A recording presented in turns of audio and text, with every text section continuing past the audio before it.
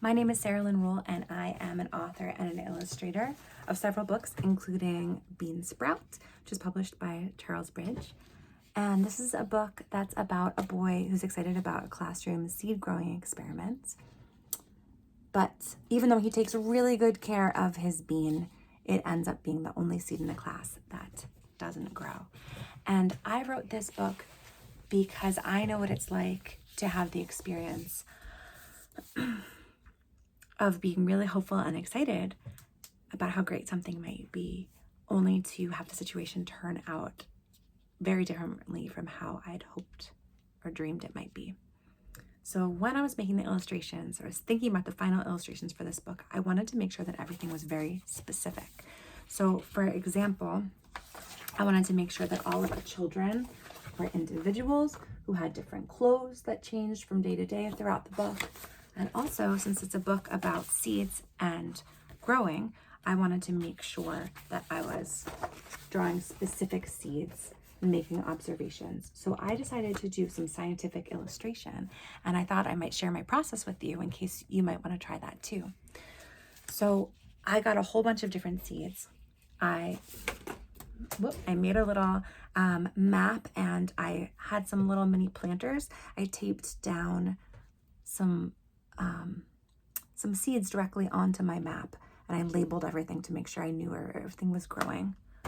I looked really carefully at the seeds before I planted them, and I tried to notice what differences there were, and I drew and I labeled all the things I could see. So how things were different by size or shape or color or texture or patterns. And I drew all of those, and then as the seedlings started to grow, I started to draw those and make some notes on those as well. So here are some of the sketches that I made, and some of like the scientific illustrations that I did. And here's some radish plants that were growing, some mustard, how the mustard seeds and the turnips grow differently, and the zinnias.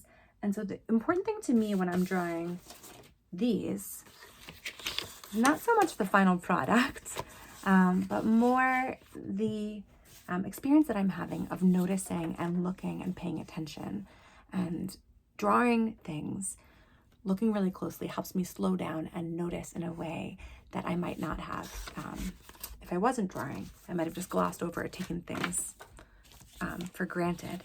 And so you can see on this page, some of the things I learned was, for example, like this is some corn that's growing, and when corn starts growing, it can be this little sort of plump finger looking thing poking up, whereas cosmos, which is a kind of flower, does this little loop-de-loo, and morning glories can keep a little bit of their seed on them at first.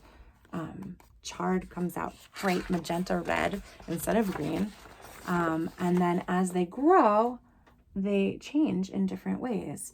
And so scientific illustration and drawing observations can be a really good way to pay attention to that kind of thing.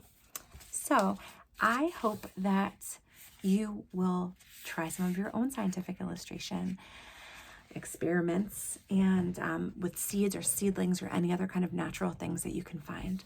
And I hope that you enjoy my book, BEANSPROUT, because I put a lot of looking and noticing and learning into the process of making this book, along with a whole lot of love. So thank you so much for listening.